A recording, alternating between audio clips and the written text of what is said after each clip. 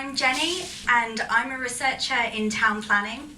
You may know my kind from that massively popular BBC Two programme, The Planners, Channel 4's The Big Town Plan, or that classic comedy short, Town Planner. Alternatively, you might have seen us on the news, often presented as that usual oppressor of the middle-class right to a conservatory. So, before I begin with the comedy, I've prepared a set of conditions which we must adhere to during the performance. Number 1. This performance is considered a permitted development due to the presence of an audience. Therefore, enforcement action, otherwise known as heckling, is not required. Number 2. This performance contains jokes, for which a joke is deemed a form of communication, be it oral, physical, or otherwise, for which a comedic effect is produced. For indication of comedic effect, please refer to audience reaction. Number 3. If in doubt whether a comedic effect has been achieved, just laugh. The performer will feel adequately vindicated whether or not you are laughing at joke. For a definition of joke, please see condition 2. Or at the performer. After all, our aforementioned performer is a town planner and spends little time in the company of real people. So, now moving on with the comedy part of the show. I thought long and hard about how to define planning to you all. So, the Scottish Government defines it as the system used to make decisions about the future development and the use of land in our towns, cities and countryside. It considers where development should happen, where it should not, and how development affects its surroundings. The system balances competing demands to make sure that land is used and developed in the public's long-term interest. Now, this is all very well and good, but really it's just Sim City, but for real. Though, a version of Sim City where the cars don't disappear halfway down the street, time moves even slower than turtle speed, giant robots never invade, and where public objection is far harder to brush aside. Alternatively, you might like to think of us as lion tamers, though there are no lions, just people and trees and cars. Maybe more like zookeepers, but zookeepers that want to settle the animals free? I should have planned that one better. So, moving on. As you may have noticed, planners are very organised people. All things must have a plan. All plans must have policy. And as far as possible, all policy should refer to maps. So, in devising this routine, I first of all came up with an overall comedy routine framework, followed by a strategic plan for writing the jokes. I then looked into individual joke plans with policies and outcomes, using all appropriate figures and recognising the conflicts of interest that may come up during the process and all the material considerations we might want to think of. It was then important to look at all of the planning advice notes, particularly Plan 7 being funny and comedy, and Plan 69 making planning seem cool despite the overwhelming evidence.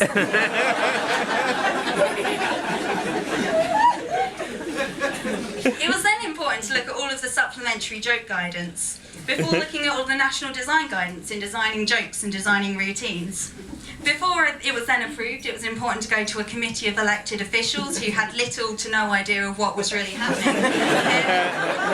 And so I think you'll all agree that this is the best possible outcome. I mean, the projections may be based on slightly out-of-date figures, but you've all overlooked your chance to object, so you're just going to have to stick with it. As I'm sure you'll all agree, any accusations that planning is too slow, too rigid, or inefficient have absolutely no basis. Some people also think that this kind of approach might limit my spontaneity, but sometimes I eat my pudding before my main, and sometimes I wear odd socks. So, as a researcher, I don't actually look much at planning applications. In fact, I research community engagement, which sort of makes you lot a bit like my guinea pigs, only generally less furry. More specifically, though, I look at integrating children's rights into the planning system. Some people think that children might not have much of a worldly understanding to really contribute much. But children having a right to a say in all things that affect them is an essential part of the UN Convention on the Rights of the Child, and also UK equalities commitments. There's also the fact that Donald Trump can single-handedly destroy much of the northeastern coastline, and Boris Johnson is in charge of planning a city of 8 million people. Therefore, I'm sure we can all agree that children definitely have the capacity to contribute something useful to the planning system.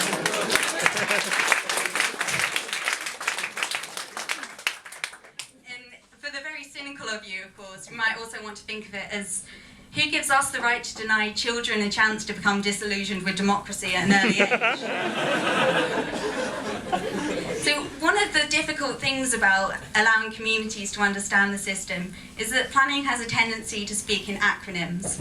So some of these are filtered down into public understanding, such as NIMBY, not in my backyard. But there are others that could definitely do with more exposure, such as banana, build absolutely nothing anytime near anything. This is especially useful in Scotland as it applies quite well to the residents of, say, St Andrews or Morningside. Other particularly good ones include Pitby, put in their backyard. Nimey, not in my election year. Or Nymphi, not in my front yard either. This is made all the more complicated by just how political planning can be. For instance, certain buzzwords tend to appear in policies such as sustainable economic development. Now, what does that mean? I don't really know, and neither does anyone else. It sort of means what you want it to mean in certain situations. So it's a little bit like handing everyone a really adorable kitten without you realising that that's going to grow up into a massive lion and eat your face.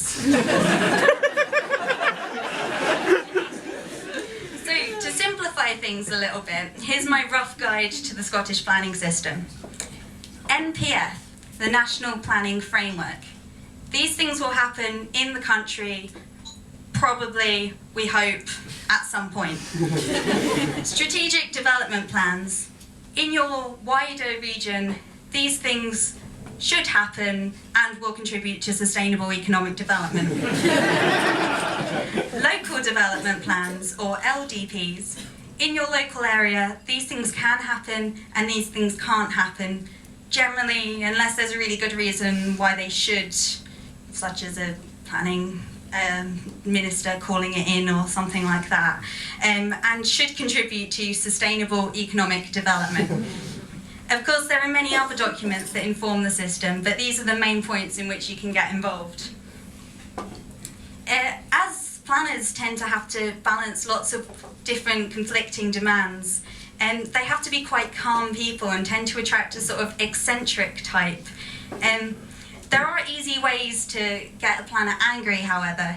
You just really have to face them with, say, an architect. The more of them, the bigger the impact.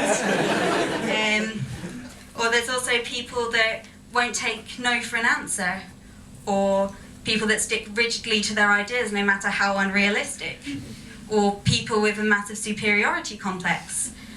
But again, this can probably just be summed up as architects,